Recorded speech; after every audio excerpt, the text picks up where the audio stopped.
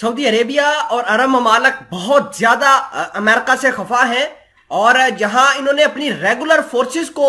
امریکہ والوں نے سعودی عربیہ اور دیگر عرب ممالک سے نکالنے کا فیصلہ کیا ہے، وہیں جو ریٹائرڈ سینئر فوجی افسران سعودی عربیہ کے اندر امریکہ کے موجود تھے، اب شہزادہ محمد بن سلمان ان کو بھی نکالنے کی کوشش کر رہے ہیں، اور آئندہ آنے والے دنوں کے اندر 500 سے زائد فوجی جرنیل جو کہ ریٹائرڈ ہو کر سعودی عربیہ اور دیگر ممالک کے اندر کام کر رہے تھے وہ اب نکل جائیں گے۔ شہزادہ محمد بن سلمان نے اعلان یہ بھی کیا ہے کہ وہ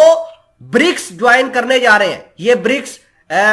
جو ہے برازیل، رشیا، چائنا، بھارت جیسے ملک اکٹھے ہو کر ایک بلاک بنا کر رکھا ہوا ہے، اور آنے والے دنوں کے اندر شہزادہ محمد بن سلمان رشیا کے اس الائنس کو جوائن کر کے امریکہ کے لیے ایک خطرناک چیز ثابت کریں گے اور خطرناک ریپرکشنز لے کر آئیں گے۔ اب شہزادہ محمد بن سلمان کے ان رویوں کے خلاف جو امریکہ کے اندر سعودی عربیہ کی امبیسڈر ہیں،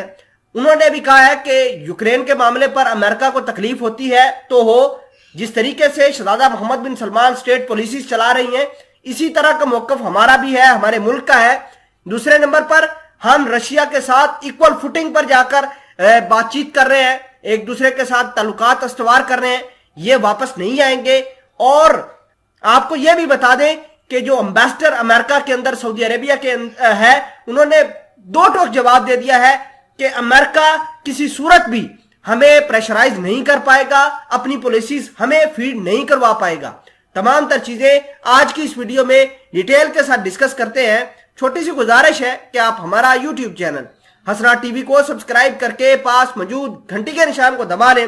تاکہ لیٹسٹ نیوز آپ تک بر وقت پہنچتی رہے۔ امریکہ کے قریباً 500 سینئر ریٹائر فوجی افسران مغربی ایشیا میں انسانی حقوق کے خلاف ورزی کرنے والے ممالک میں فوجی مشیروں کے طور پر کام کر رہے ہیں۔ رپورٹس کے مطابق 2015 سے ریٹائرڈ امریکی فوجی اہلکاروں کی ایک بڑی تعداد دیگر ممالک کی حکومت خصوصاً خلیج فارس کے ممالک کے لیے کام کر رہی ہے۔ رپورٹس کے مطابق ان فوجی اہلکاروں اور امریکہ کے سابق اعلیٰ عہدوں پر فائز جرنیلوں اور کمانڈروں کی تعداد تقریباً 500 سے زائد ہے، جس میں بس بیشتر جو ہے وہ سعودی عربیہ کے اندر تعینات ہیں، اور یہ ان کے لیے ایک منافع بخش کاروبار ہے۔ مثال کے طور پر سعودی عربیہ میں 2016 سے 15 سے زائد ریٹائرڈ امریکی جنرل اور کمانڈر اس ملک میں وزارت دفاع کے مشیر کے طور پر کام کر چکے۔ اس دوران بہت ہی اہم جنرل جس کا نام جیمز ایل جونز کا ذکر کر سکتے ہیں، جس کو صدر اوباما نے سعودی عربیہ کے اندر اپوائنٹ کیا تھا۔ اس کے علاوہ جمال خشوگی کے قتل کے بعد بہت سارے نے اپنے جو تعلقات ہے وہ خراب کیے، اور امریکہ والوں نے اپنے جرنیل جو وہاں پر سعودی عربیہ کے اندر کام کر رہے تھے واپس بلایا۔ اب تقریباً 500 کے لگ بھگ جرنیل موجود ہیں یہاں پر مڈل ایسٹ کے اندر، اور جس میں زیادہ تر سعودی عربیہ کے اندر موجود ہے۔ اب سعودی عربیہ ان کو نکالنے کے لیے پر تول رہا ہے، اور آئندہ آنے والے دنوں کے اندر یہ جو امریکی ہیں ریٹائرڈ یہ بھی نکل جائیں گے، اور جو دیگر ریگولر فورسز ہیں یہ بھی اپنا ساز و سامان لے کر یہاں سے نکل جائیں گے۔ امریکہ نے آلریڈی اعلان کیا ہے کہ ہم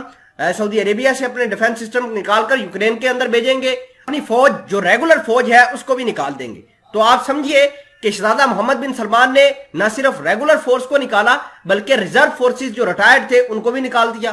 اور